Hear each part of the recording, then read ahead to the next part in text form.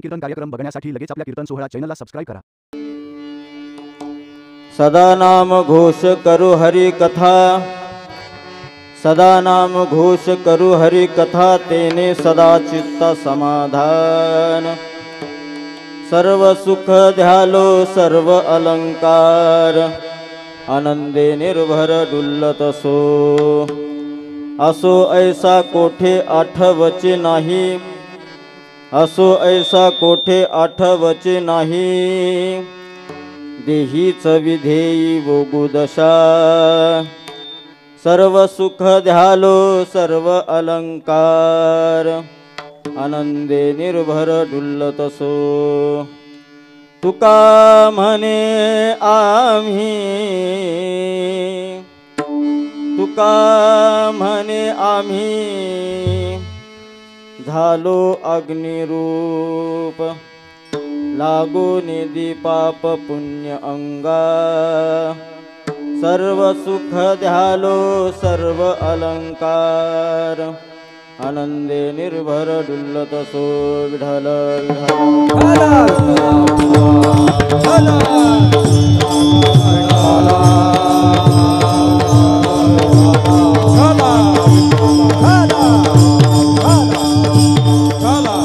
महायोग पीठे तटे भीमरथ्या,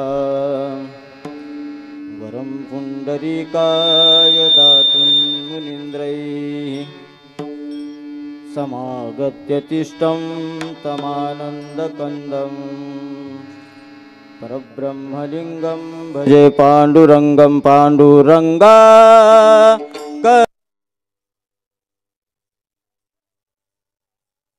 नमः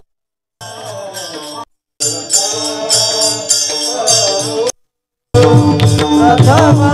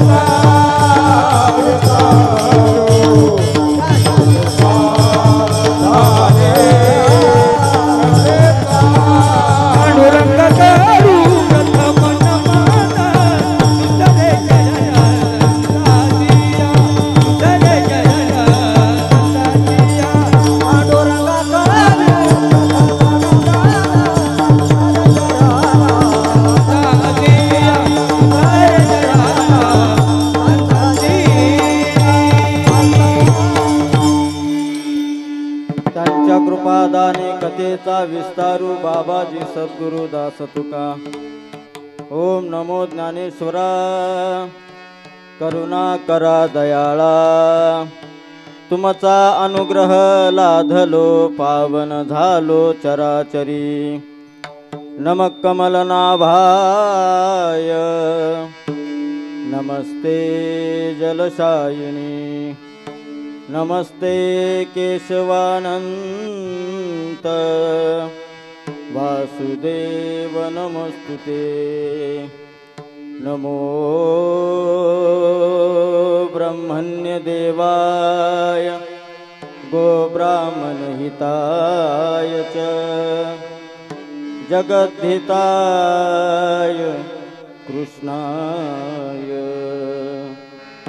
गोविंदाय नमो नमः। आत्मरूप गणेशु केलिया स्मरण, होय सकळ विद्यांचे अधिकरण तेची वंदू श्रीचरण श्री गुरूंचे नागेंद्र हाराय त्रिलोचनाय भस्मांगरागाय महेश्वराय नित्याय शुद्धाय दिगंबराय तस्मै नकाराय नमः शिवाय विठ्ठल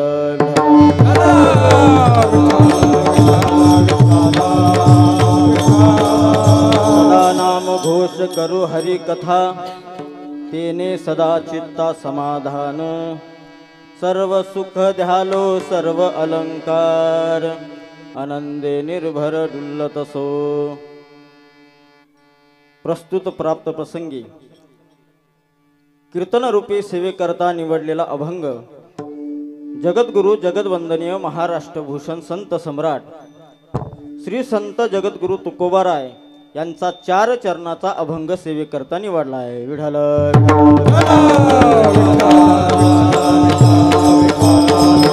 हो जगद्गुरु तुकोबाराय या अभंगामधून आपली स्थिती प्रतिपादन करतायत, आपली अवस्था प्रतिपादन करतायत। विठ्ठल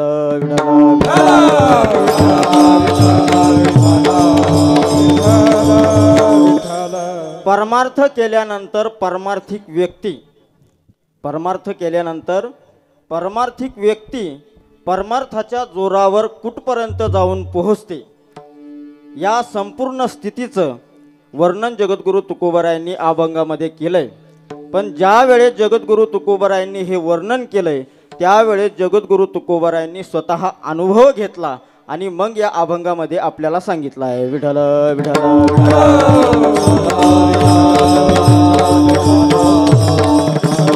हो अभंगावर चिंतन करण्यापूर्वी थोडासा परिहार द्यायचा तो असा की आपल्या लखमापूर गावामध्ये हनुमंतरायाच्या दरबारामध्ये भगवान विठ्ठल रुक्मिणी या मंदिराच्या वर्धापन दिनानिमित्त चालू असलेला हा अखंड हरिनाम सप्ताह व ग्रंथराज ज्ञानेश्वरी पारायण सोहळा। विठ्ठल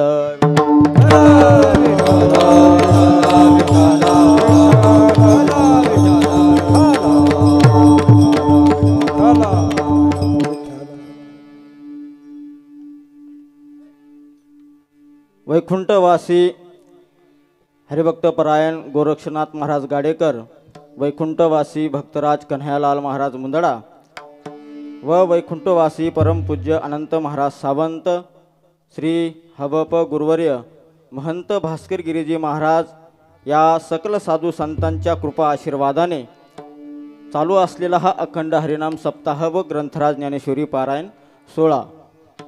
हरिभक्तपरायण आपल्या गावचे भूमिपुत्र असणारे, आपल्या परिसराचं वैभव हरिभक्तपरायण दादाजी महाराज वायसळ रामकृष्ण आश्रम भक्तिधाम यांच्या मार्गदर्शनाने व हरिभक्तपरायण आपल्या परिसराचं वैभव बाळकृष्णजी महाराज दिघे रामगड संस्थान गणेशवाडी या सर्व साधू संतांच्या महात्म्यांच्या आशीर्वादाने मार्गदर्शनाने हा कार्यक्रम आजपासून सुरू झालेला आहे।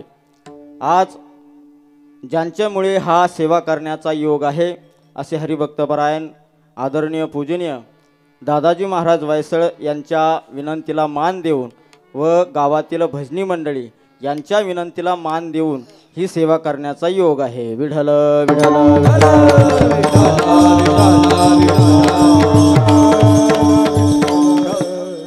या ठिकाणी ज्यांच्या व्यासपीठ नेतृत्वाने कार्यक्रम संपन्न होत आहे असे श्री गणेश महाराज यांच्या व्यासपीठ नेतृत्वाने हरिभक्तपरायण सचिन महाराज गायकवाड रामगड संस्थान गणेशवाडी यांच्याही व्यासपीठ नेतृत्वाने हा कार्यक्रम संपन्न होत आहे। या कार्यक्रमासाठी उपस्थित असणारे सर्व आदरणीय पूजनीय महाराज मंडळी, मग त्यात आपल्या महाराष्ट्रातील एक ख्यातनाम गायक बाबासाहेबजी महाराज सातपुते तेही या ठिकाणी उपस्थित आहेत, त्यांनाही मनपूर्वक धन्यवाद।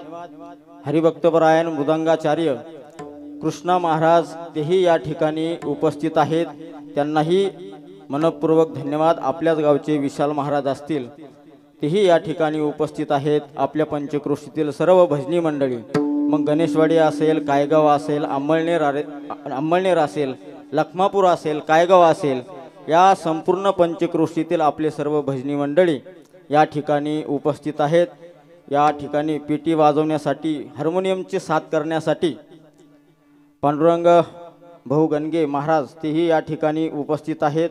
आपल्या रामगड संस्थांचे, नागेबाबा संस्थांचे सर्व विद्यार्थी मंडळी तेही या सेवेसाठी उपस्थित आहेत.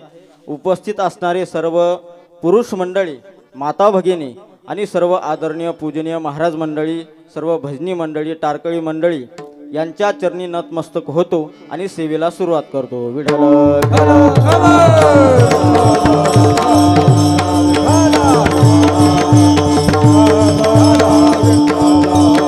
हो, सेवेसाठी निवडलेला अभंग जगद्गुरु तुकोबारायांचा आहे आणि जगद्गुरु तुकोबाराय या अभंगातून आपली स्थिती प्रतिपादन करतायत, आपली अवस्था प्रतिपादन करतायत.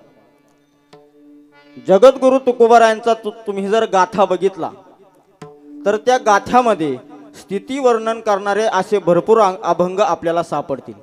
पण त्यात प्रामुख्याने दोन प्रकार आहेत. एक, साधन कालामध्ये साधन करत असताना ज्या वेळेस जगद्गुरु तुकोबाराय साधना करत होते त्या साधनेचं वर्णन करणारे काही अभंग आहेत. आणि साधना करत करत ज्या वेळेस जगद्गुरु तुकोबाराय सिद्ध स्थितीपर्यंत पोहोचले आणि त्या सिद्ध स्थितीचं वर्णन करणारे काही अभंग आपल्याला गाथेमध्ये सापडतील. म्हणजे साधन अवस्थेचं वर्णन करणारे आणि सिद्ध अवस्थेचं वर्णन करणारे अभंग आपल्याला गाथ्यामध्ये पाहायला मिळतात. मग आजचा हा जो अभंग सेवेकरता निवडलाय तो अभंग हा सिद्ध अवस्थेतला आहे. विठ्ठल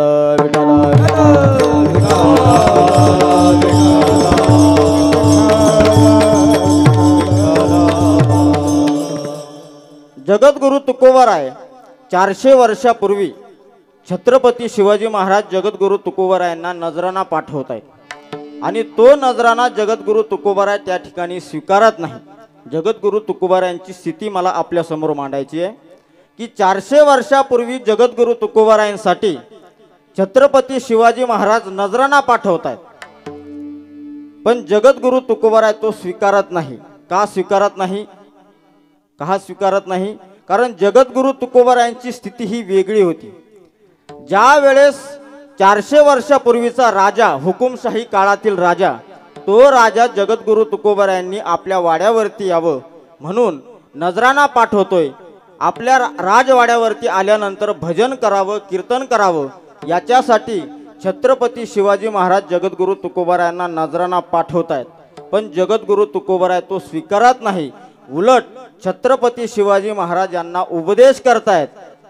मुंगी आणि राव आम्हा सारी खाती जीव, आम्हा सारी खाती जीव, आम्हा सारी खाती जीव.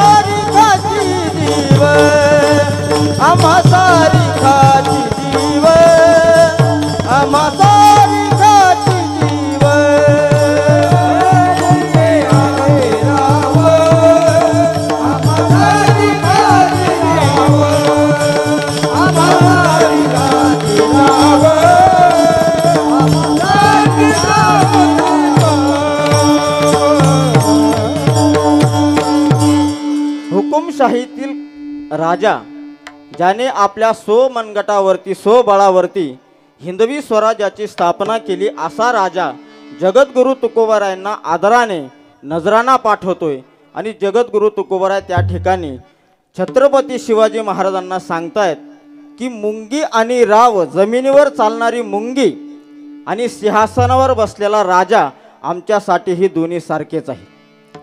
जगद्गुरु तुकोबारायांची ही स्थिती ज्या वेळेस लोकांनी पाहिली, कारण ज्या वेळेस जगद्गुरु तुकोबाराय साधना करत होते, साधना करत असताना फारसं लक्ष लोकांचं जगद्गुरु तुकोबारायांकडे नव्हतं.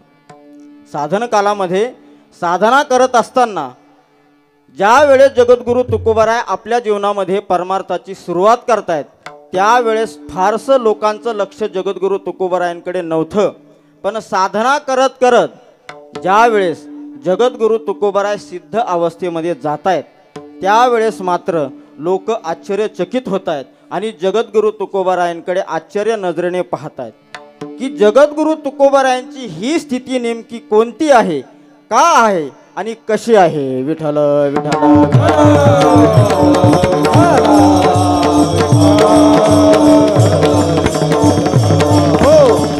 जगद्गुरु तुकोबारायांकडे कधीही पाहिलं तरी जगद्गुरु तुकोबाराय सदा सुखी आणि सदा समाधानी दिसायचे. जगद्गुरु तुकोबारायांचं कधी जर दर्शन घडलं तर जगद्गुरु तुकोबारायांच्या चेहऱ्यावरती सदा समाधान आणि सदा सुख हे ओसंडून वाहत होत. काही लोक तर जगद्गुरु तुकोबारायांच्या चेहऱ्याकडे पाहिल्यानंतर स्वतःचं दुःख विसरून जात होते. एवढंच जगद्गुरु तुकोबारायांच्या चेहऱ्यावरती सुख होतं आणि समाधान होतं. मग ज्या वेळेस लोकांनी जगद्गुरु तुकोबारायांकडे पाहिलं की जगद्गुरु तुकोबारायांच्या चेहऱ्यावरती सदा सुख आहे आणि सदा समाधान आहे, मग सदा सुख आणि समाधान जगद्गुरु तुकोबारायांकडे असण्याचं नेमकं कारण काय. कारण ज्या वेळेस जगद्गुरु तुकोबाराय सिद्ध अवस्थेमध्ये गेले, त्यावेळेस लोक आश्चर्यकारक नजरेने जगद्गुरु तुकोबारायांकडे पाहत होते. आणि ज्या वेळेस जगद्गुरु तुकोबाराय त्या ठिकाणी सदा सुखी आणि सदा समाधानी ही स्थिती जगद्गुरु तुकोबारायांना प्राप्त झाली, त्यावेळेस लोकांना जगद्गुरु तुकोबारायांचं ते रहस्य जाणून घेण्याची इच्छा झाली. म्हणून काही लोकांनी जगद्गुरु तुकोबारायांकडे त्या ठिकाणी गेले आणि जगद्गुरु तुकोबारायांना विनंती केली की का हो जगद्गुरु तुकोबाराय, तुमचं सुखी आणि समाधानी राहण्याचं नेमकं कारण काय, जेणेकरून आम्ही सुद्धा त्या ठिकाणी सुखी होऊ. आम्हाला सुखी होण्यासाठी तुम्ही सुखी कशामुळे आहेत हा रहस्य आम्हाला जाणून घ्यायचा आहे आणि म्हणून आम्ही तुमच्याकडे आलोय. म्हणून जगद्गुरु तुकोबाराय, तुमच्या सदा समाधानी असण्याचं नेमकं कारण काय. तर जगद्गुरु तुकोबाराय त्याचं उत्तर देत आहेत अभंगाच्या सदा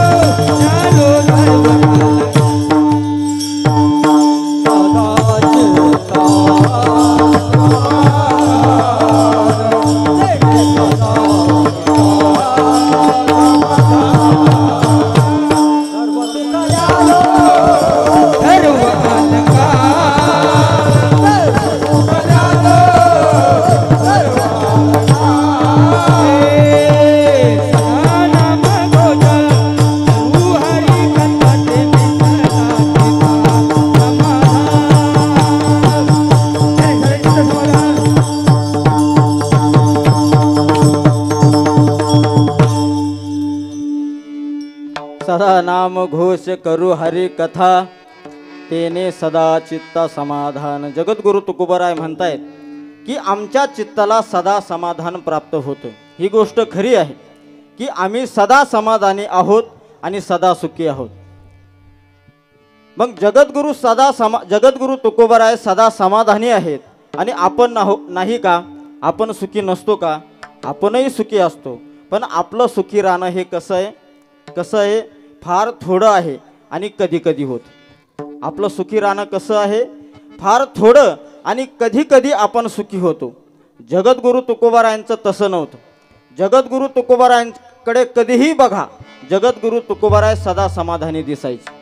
आपण सुखी न राहण्याचं कारण काय? आपण सदा सुखी का राहत नाही? तर त्याला एक कारण आहे. कारण आपण जे जीवन जगतो हे परिस्थितीवर अवलंबून जीवन जगतो. आपण काय करतो? परिस्थितीवर. ज्या वेळेस आपल्या मनासारख्या काही गोष्टी घडतील आणि मनासारख्या काही गोष्टी घडल्या की मग आपल्याला काय होतं? सुख प्राप्त होतं. पण जगद्गुरु तुकोबारायांचं तसं नव्हतं. जगद्गुरु तुकोबारा हे परिस्थितीवर अवलंबूनच राहत नव्हते. विठ्ठल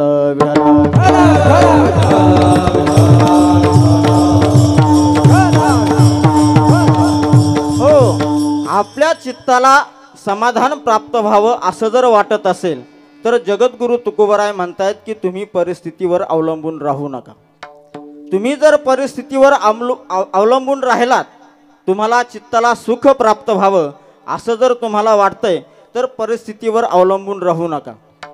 कारण आपल्या इच्छेप्रमाणे जर घडल्यानंतर आपण जर सुखी राहत असो तर मला असं वाटतंय की या जगतामध्ये ज्या काही गोष्टी घडतात त्या आपल्या इच्छेप्रमाणे घडत नाही.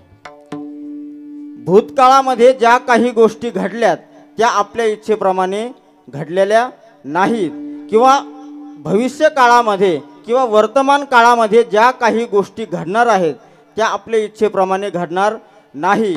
आणि भविष्य काळामध्ये ज्या काही गोष्टी घडणार आहेत त्या गोष्टीसुद्धा आपल्या इच्छेप्रमाणे घडणार नाही. मग ह्या गोष्टी जर आपल्या इच्छेप्रमाणे घडणार नसतील तर मग आपल्याला आपल्या मनासारखं झाल्यानंतर जर सुख प्राप्त होत असेल तर मला वाटतं आपण कधीच सुखी आणि समाधानी होऊ शकत नाही. विठ्ठल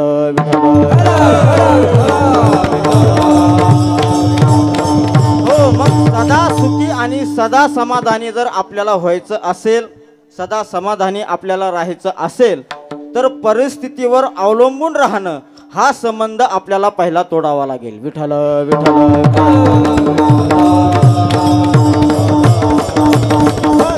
कारण हे जे जगत चालतंय ते आपल्या इच्छेप्रमाणे चालत नाही.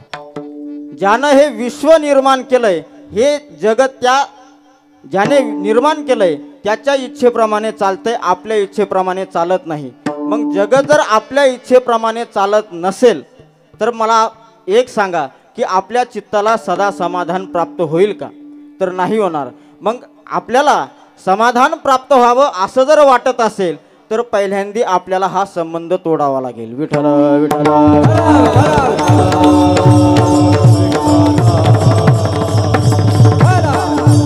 हो, आपल्या मनासारखं घडल्यानंतर आपल्या चित्ताला समाधान प्राप्त होतं. एखादा माल घेऊन आपण जर बाजारामध्ये गेलो, एखादा माल घेऊन जर आपण बाजारामध्ये गेलो आणि 5,000 रुपये क्विंटल भाव मिळावा ह्या आशेने आपण बाजारामध्ये आपला जो काही माल असेल तो माल जर आपण घेऊन गेलो आणि त्या ठिकाणी गेल्यानंतर 6,000 रुपये क्विंटल भाव जर आपल्याला मिळाला तर आपल्याला काय होतं? आपल्याला काय होतं? तर सुख प्राप्त होतं, आनंद होतो. आणि ज्या गाडीमध्ये आपण माल नेलाय आणि त्या गाडीवाल्याने जर आपल्याकडून येत्या वेळेस 100 रुपये जादा घेतले तर काय होतं? दुःख होतं. म्हणजे 6,000 रुपये क्विंटल भाव मिळून सुद्धा गाडीवाल्याने 100 रुपये घेतले म्हणून आपल्याला काय होतं? तर दुःख होतं. म्हणजे आपलं सुख जे आहे ते परिस्थितीवर अवलंबून आहे. जशी परिस्थिती असेल तसा आपल्याला आनंद होतो. विठ्ठल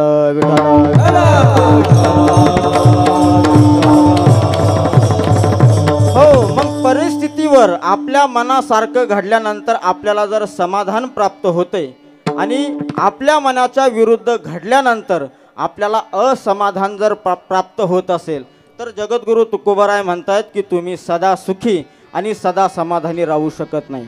मग ज्या वेळेस हा संबंध आपण तोडू, परिस्थितीवर अवलंबून राहणं हा संबंध आपण ज्या वेळेस तोडू त्यावेळेस सुखी राहणं हेही आपल्या हातात आहे आणि दुःखी राहणं हे सुद्धा आपल्या हातात आहे.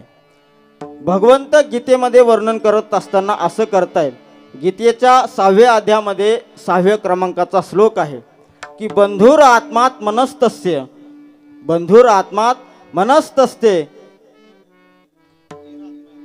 बंधुर आत्मात मनस्तस्य येनात मेवात मनाजितः अयनेषु च सर्वेषु यथा भागम अवस्थितः. विठ्ठल विठ्ठल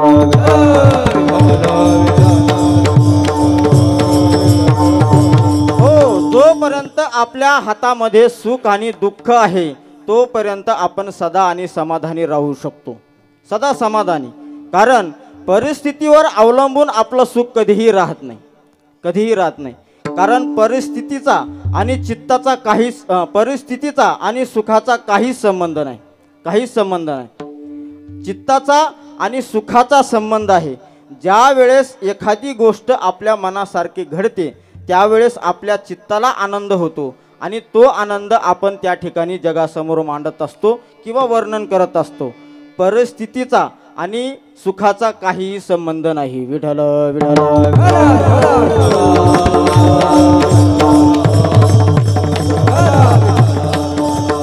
हो, मग आपल्याला सुख प्राप्त व्हावं असं जर वाटत असेल तर जगद्गुरु तुकोबाराय म्हणतायत की हा संबंध आपल्याला पहिल्यांदा तोडावा लागेल. कोणता संबंध? परिस्थितीवर अवलंबून राहणं. आपल्या मनासारखं घडल्यानंतर आपण सुखी होतोय, आपल्या मनाच्या विरुद्ध घडल्यानंतर जर आपण दुःखी होतोय तर आपण सदा सुखी आणि सदा समाधानी कधीच राहू शकत नाही. म्हणून मला असं वाटतंय की सुखी राहणं किंवा आपल्याला दुःख प्राप्त झालं किंवा आपल्या पदरामध्ये दुःख पडलं तर हे कोणालाही दोष देण्यात काही अर्थ नाही. म्हणून जगद्गुरु तुकोबाराय एका ठिकाणी वर्णन करतायत.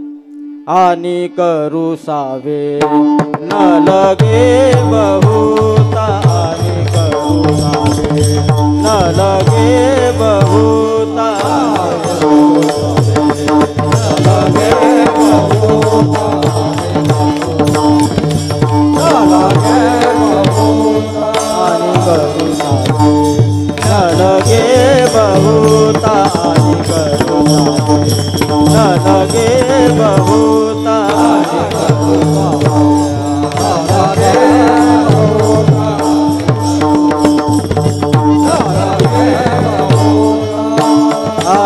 संगीता वाचून आपोलिया, संगीता वाचून आपोलिया मनमुनी मानून एकेद,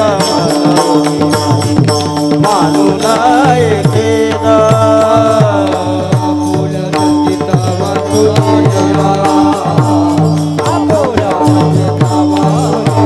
मनमुनी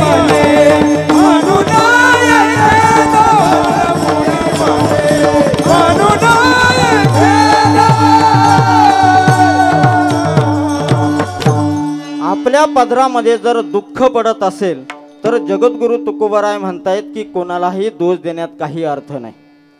याच्यामुळे आपल्याला दुःख प्राप्त झालं, याने असं केलंय म्हणून आपल्याला दुःख प्राप्त झालंय, कोणालाही निमित्त करण्याचं काहीच कारण नाही. जगद्गुरु तुकोबाराय म्हणतायत की आपण जे कर्म केलेलं असतं तेच कर्म आपल्याला भविष्यात भोगायला येत असतं. केले कर्म झाले तेची भोग आले, उपजले मेले ऐसे की,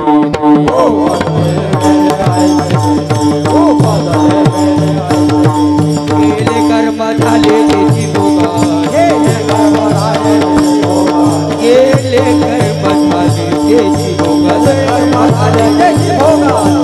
उपजले मेले ऐसे की, उपजले मेले.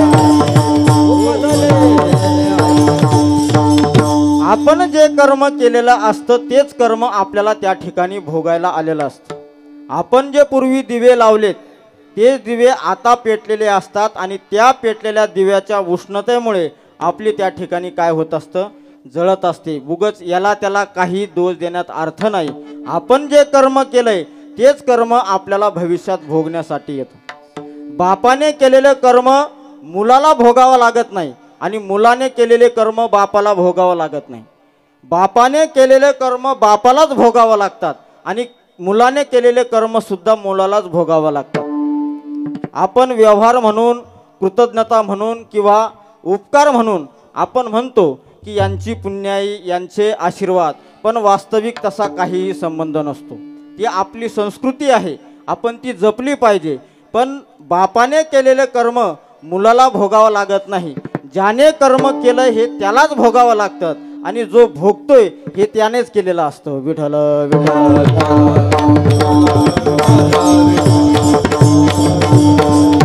हो, म्हणून ह्या गोष्टी जर असे असेल तर जगद्गुरु तुकोबराय तेने सदा चित्ता समाधान हे गोष्ट कशी काय शक्य आहे. आमच्या चित्ताला सदा समाधान कसं काय प्राप्त होईल. तर जगद्गुरु तुकोबराय म्हणतात की परिस्थितीवर अवलंबून राहणं आपल्या मनासारखं घडल्यानंतर आपल्याला सुख प्राप्त होते आणि आपल्या मनाच्या विरुद्ध जर होत असेल तर आपल्याला त्या ठिकाणी असमाधान प्राप्त होते. ही संबंध आपल्याला त्या ठिकाणी जर तोडला तर आपण सदा सुखी आणि सदा समाधानी झाल्याशिवाय राहणार नाही. विठ्ठल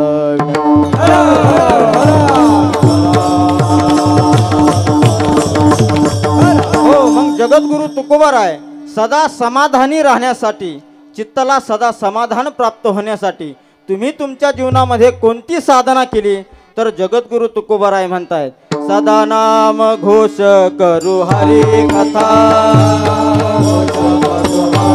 सदा नाम घोष करू हरी कथा. सदा चित्ता समाधान.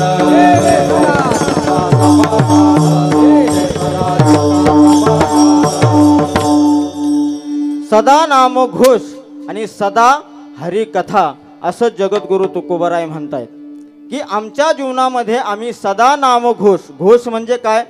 घोष म्हणजे काय तर एखादी गोष्ट उंच स्वरामध्ये सांगणे याला म्हणतात घोष. विठ्ठल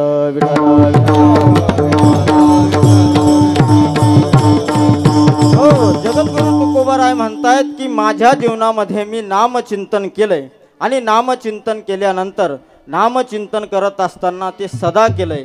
सदा करत असताना त्या नामचिंतनाचा माझ्या जीवनामध्ये काय परिणाम झाला तर तेने सदा चित्ता समाधान. माझ्या चित्ताला त्या ठिकाणी काय प्राप्त झालं तर समाधान प्राप्त झालं.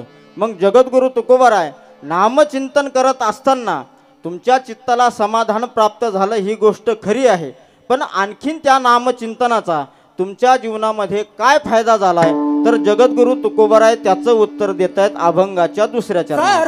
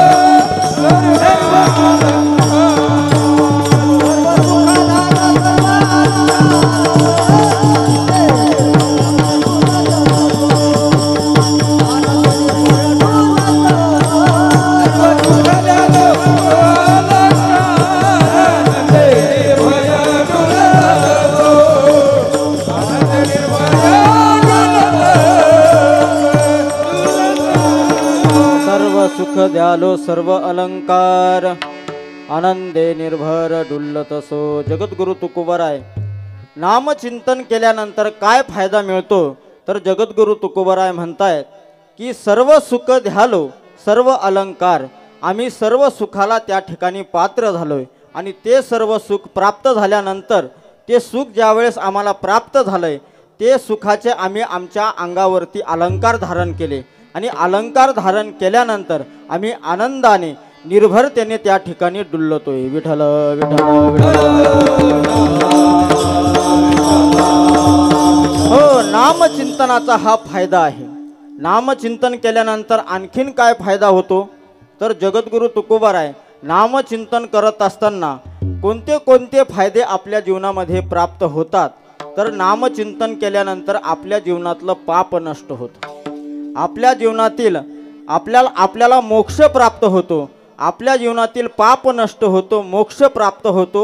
आपल्याला स्वर्गाची प्राप्ती होते आणि नामचिंतन केल्यानंतर आपल्याला अष्टसिद्ध्या सुद्धा प्राप्त होतात. कशाने? फक्त नामचिंतन जर केलं तर. नामचिंतन केल्यानंतर आपल्या जीवनातलं पाप नष्ट होतं. कशावरून? वाल्ल्या कोळ्याचं उदाहरण बघून घ्या. वाल्ल्या कोळी आपल्या जीवनामध्ये नामचिंतन करत करत वाल्ल्या कोळी हा काय झाला, तर वाल्मिकी झाला. कशामुळे? फक्त नामचिंतनाने. नामचिंतन केल्यानंतर वाल्ह्या कोळी त्या ठिकाणी वाल्ह्याचा वाल्मिकी झाला. वाल्ह्या कोळे इतकं आपण पाप केलेलं आहे का? इतकं आपण पाप केलंय का? इतके आपण पापी आहोत का? तर नाही. पण नामचिंतन त्या ठिकाणी काय करतं, तर वाल्ह्या कोळ्याचं उदाहरण आपल्या डोळ्यासमोर आहे. किती पाप नष्ट झालं, वाल्ह्या कोळ्याचं किती पाप नष्ट झालं, तर एका अभंगामध्ये त्याचं उत्तर आहे की पर्वत जळती पापाचे. विठ्ठल विठ्ठल विठ्ठल. घेता नाम विठोबाचे आणि पर्वत जळती पापाचे. जगद्गुरु तुकोबाराय म्हणतायत की वाल्ह्या कोळ्याचे पर्वत पर्वत पापाचे पर्वत होते आणि ते पाप सुद्धा त्या ठिकाणी नष्ट झालेत. विठ्ठल विठ्ठल.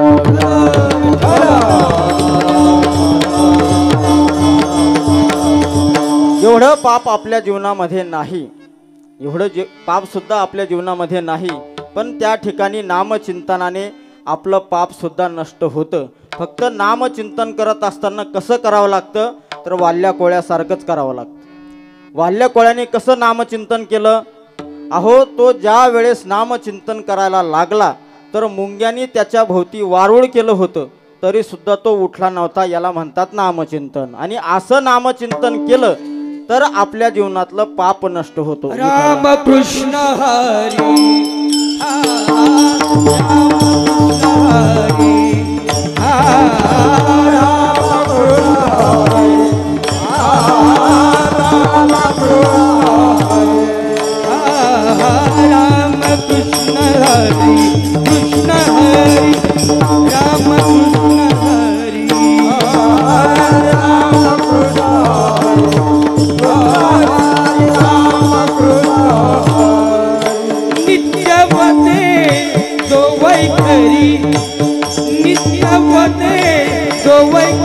वैखरी वैखरी तया पाठी तुळे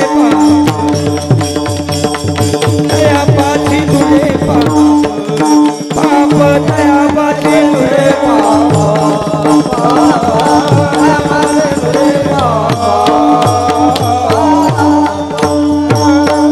रामकृष्ण हरी नित्य वदे जो वैखरी. वाल्ल्या कोळ्यांनी कसं नामचिंतन केलं, तर सदा नाम घोष करू हरी कथा आणि तेने सदा चित्ता समाधान. विठ्ठल विठ्ठल. हो, मग नामचिंतन केल्यानंतर आपल्या जीवनातलं पाप नष्ट होतं. नामचिंतन केल्यानंतर आपल्याला मोक्ष प्राप्त होतो. आणि नामचिंतन केल्यानंतर आणखीन काय फायदा होतो, तर नामचिंतन केल्यानंतर आपल्याला अष्टसिद्ध्या सुद्धा प्राप्त होतात. कशावरून? जगद्गुरु तुकोबारायांचं चरित्र बघा. जगद्गुरु तुकोबारायांच्या चरित्रामध्ये असं वर्णन आलेलं आहे की जगद्गुरु तुकोबारायांना आपल्या जीवनामध्ये अष्टसिद्ध्या सुद्धा प्राप्त झाल्या होत्या. जगद्गुरु तुकोबाराय त्याचा वापर करत नव्हते, तो भाग वेगळा आहे. पण काही काही ठिकाणी नाविलाजास्तव जगद्गुरु तुकोबारायांना त्या अष्टसिद्ध्याचा वापर करावा लागलाय. जगद्गुरु तुकोबारायांच्या चरित्रामध्ये असा एक प्रसंग आहे की त्या चिपळूणला एक चिंतामणी देव होऊन गेले. चिपळूणला एक चिंतामणी देव होऊन गेले. ते त्या काळातील फार मोठे नावाजलेले व्यक्ती होते आणि जगद्गुरु तुकोबाराय त्यांच्या दर्शनासाठी जात आहेत. आणि जगद्गुरु तुकोबाराय ज्या वेळेस दर्शनासाठी जात आहेत त्यावेळेस चिंतामणी देवांची पूजा चाललेली असते. मग त्या ठिकाणी जी सेवक मंडळी होते त्यांनी जगद्गुरु तुकोबारायांना सांगितलं की चिंतामणी देवांची पूजा चालू आहे आणि तुम्ही थोड्या वेळ या ठिकाणी बसा, त्यांची पूजा होईपर्यंत तुम्हाला या ठिकाणी थांबावं लागेल. चिंतामणी देवांची पूजा होते आणि पूजा झाल्यानंतर चिंतामणी देव जगद्गुरु तुकोबारायांना त्या ठिकाणी भेटण्यासाठी बाहेर येतात. आणि बाहेर आल्यानंतर ज्या वेळेस चिंतामणी देव जगद्गुरु तुकोबारायांना पाहतायत किंवा तुकोबाराय चिंतामणी देवांना पाहतायत त्यावेळेस चिंतामणी देवांचं जगद्गुरु तुकोबाराय त्या ठिकाणी दर्शन घेत आहेत. आणि त्यावेळेस चिंतामणी देव जगद्गुरु तुकोबारायांना विचारतात की तुम्ही कोण? कोण म्हणतंय? चिंतामणी देव कोणाला म्हणतायत? की जगद्गुरु तुकोबारायांना म्हणतायत की तुम्ही कोण? त्यावेळेस जगद्गुरु तुकोबाराय उत्तर देत आहेत की मी देहूचा तुकाराम आहे. देहूचा तुकाराम म्हटल्यानंतर त्या ठिकाणी चिंतामणी देवांनी सुद्धा जगद्गुरु तुकोबारायांचं दर्शन घेतलं. कारण जगद्गुरु तुकोबारायांचं नाव त्या ठिकाणी चिंतामणी देवांनी ऐकलं होतं, पण जगद्गुरु तुकोबारायांची प्रत्यक्षात भेट कधी झाली नव्हती. आणि त्या ठिकाणी चिंतामणी देव जगद्गुरु तुकोबारायांना म्हणतायत की तुमचं नाव मी भरपूर वेळेस ऐकलंय, पण आपली प्रत्यक्षात कधी भेट झाली नाही. आणि त्या ठिकाणी जगद्गुरु तुकोबारायांना चिंतामणी देव प्रश्न करतायत की तुम्ही कधी आले? त्यावेळेस जगद्गुरु तुकोबाराय उत्तर देत आहेत की तुमची पूजा चालू होती आणि पूजा चालू असताना तुम्ही त्या माळ्याला शिव्या दिलेत, त्याच वेळेस मी इथं आलो म्हटले. जगद्गुरु तुकोबारायांचं हे उत्तर त्या ठिकाणी चिंतामणी देवांनी ऐकलं आणि चिंतामणी देवांनी जगद्गुरु तुकोबारायांना साष्टांग दंडवत घातला. त्याचं कारण असं होतं की ज्या वेळेस चिंतामणी देव पूजेला बसण्याच्या अगोदर रोज त्यांची सवय होती की आपल्या शेतामध्ये फेरफटका मारून ते ठिकाणी यायचे आणि मग पूजा करायची. हा त्यांचा नित्याचा दिनक्रम होता. आणि एक दिवस चिंतामणी देव आपल्या मळ्यामध्ये फेरफटका मारण्यासाठी गेले. तर फेरफटका मारत असताना त्यांच्या शेतामध्ये काही फुलाची झाडं होती आणि ती झाडं अतिशय सुकलेली होती. म्हणून चिंतामणी देवांनी त्या माळ्याला, त्यांच्या घरी कामाला असणारा माळी, त्या माळ्याला त्या फुलाला पाणी द्यायचं सांगितलं होतं. आणि त्या ठिकाणी ती सुकलेली फुलं पाहिल्यानंतर म्हणजे त्या माळ्याने त्या फुलाला पाणी दिलं नव्हतं. आणि हे ज्यावेळेस चिंतामणी देवांनी पाहिलं त्यावेळेस चिंतामणी देवांना अतिशय राग आला. आणि रागात चिंतामणी देव त्या ठिकाणी घरी येत आहेत, पूजाला बसतायत.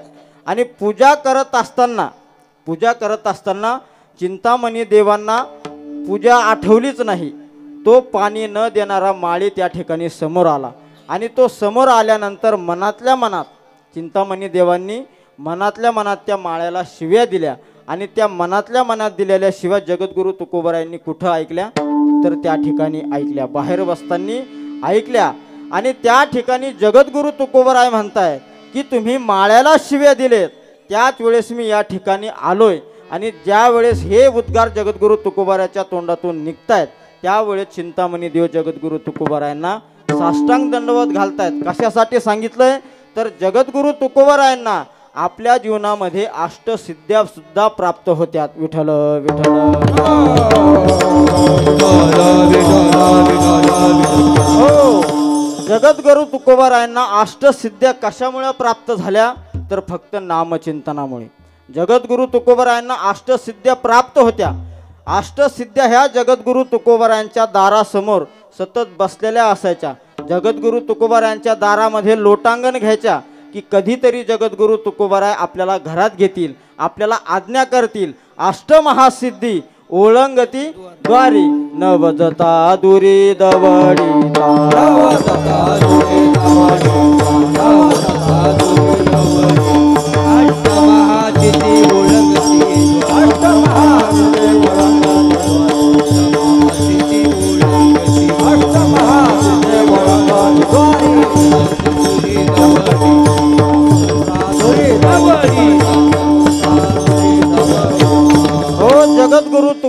तुकोबारायांनी त्या अष्टसिद्ध्या त्या ठिकाणी वापस जरी पाठवल्या किंवा त्यांना हकलून जरी लावलं तरी अष्टमहासिद्ध्या त्या ठिकाणी जगद्गुरु तुकोबारायचं दार सोडायला तयार नव्हत्या. अष्टमहासिद्धी ओळंगतीद्वारे न वजता दुरी दवडिता जगद्गुरु तुकोबारायांनी दामटून जरी लावल्या तरी त्या ठिकाणी त्या अष्टमहासिद्ध्या जायला तयार नव्हत्या. कशामुळे? फक्त नामचिंतनामुळे. विठ्ठल विठ्ठल.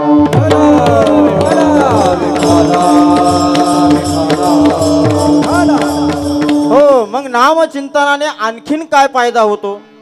नामचिंतन केल्यानंतर आपल्या जीवनामध्ये आणखीन काय फायदा होतो? तर जगद्गुरु तुकोबाराय त्याचं उत्तर देत आहेत अभंगाच्या 3ऱ्या चरणात. असो ऐसा कोठे आठवत नाही, असो ऐसा कोठे आठवची नाही, ऐसा कोठे आठवत नाही,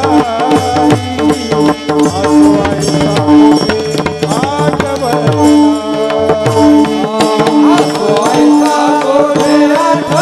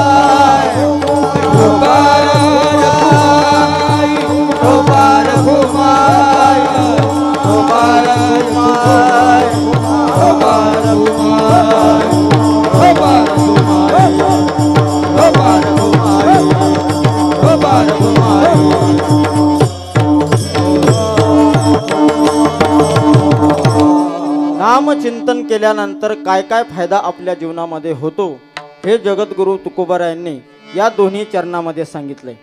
सर्व सुख द्यालो सर्व अलंकार आनंदे निर्भर डुल्लत असो आणि आसो ऐसा कोठे आठवची नाही आणि देहीचं विधेयी भोगुदशा.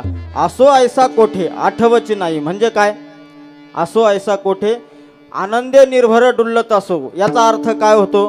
तर आनंदे निर्भर डुल्लत असो हे जर आपल्याला पाहायचं असेल तर कुठं जावं लागेल? तर आळंदीची वारी असेल किंवा पंढरपूरची वारी असेल. आनंदाने डुलणं म्हणजे काय हे फक्त वारीत अनुभवायला मिळतं. विठ्ठल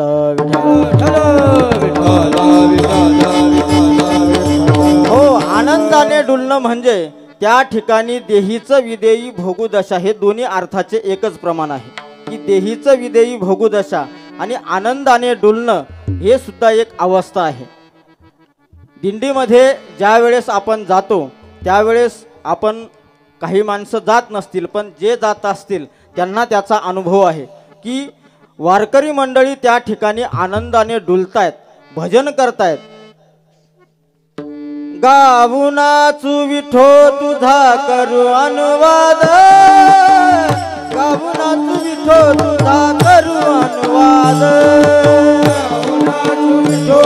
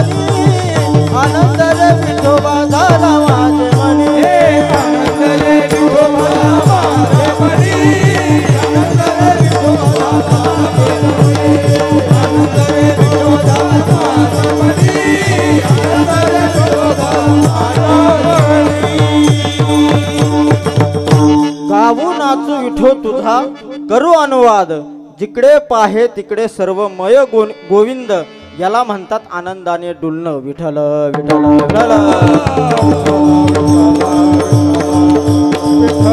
हो असो ऐसा कोठे आठवचे नाही आणि देहीचं विदेही भोगू दशा. जगद्गुरु तुकोबाराय म्हणतायत की आम्ही त्या ठिकाणी कुठं आहोत आणि कुठं नाही हे आम्हाला सुद्धा आठवत नाही. मग जगद्गुरु तुकोबाराय म्हणतायत की आम्ही त्या ठिकाणी नामचिंतन करत असताना ही स्थिती आम्हाला प्राप्त झाली. कोणती स्थिती? की आनंदाने डुलणं, त्या ठिकाणी देहीचं विदेही भोगू दशा. ह्या दोन्ही स्थिती आम्हाला फक्त नामचिंतन केल्यामुळं प्राप्त झाली. विठ्ठल विठ्ठल.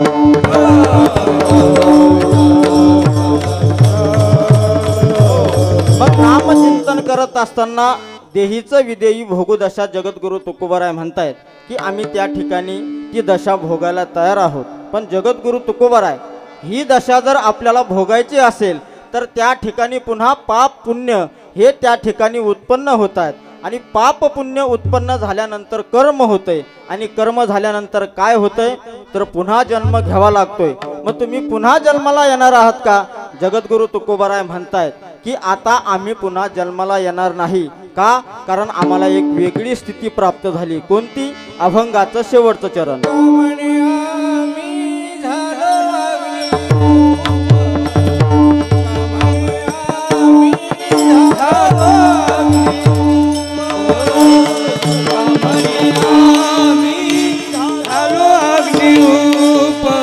बोला बोला.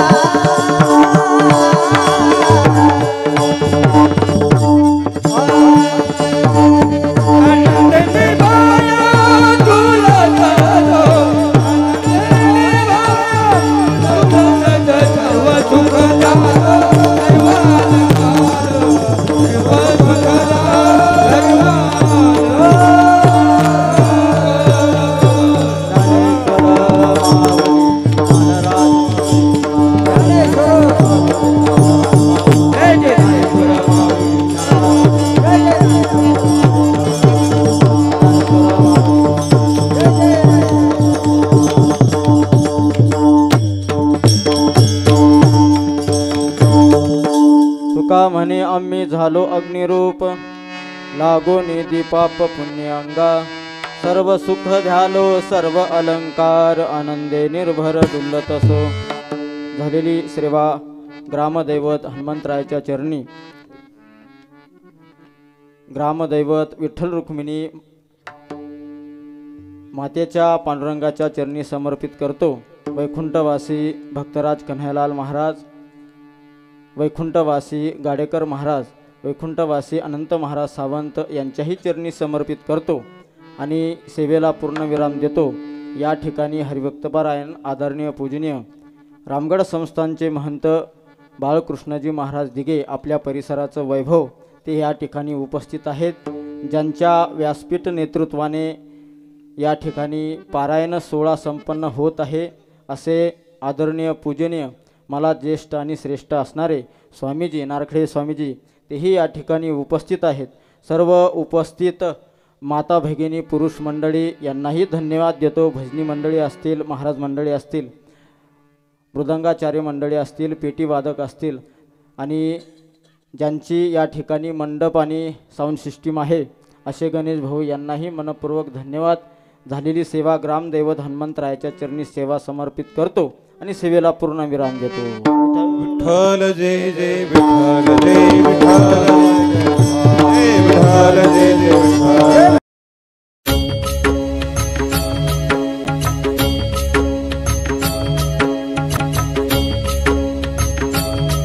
हेच नवनवीन कीर्तन कार्यक्रम बघण्यासाठी लगेच आपल्या कीर्तन सोहळा चॅनलला सबस्क्राईब करा.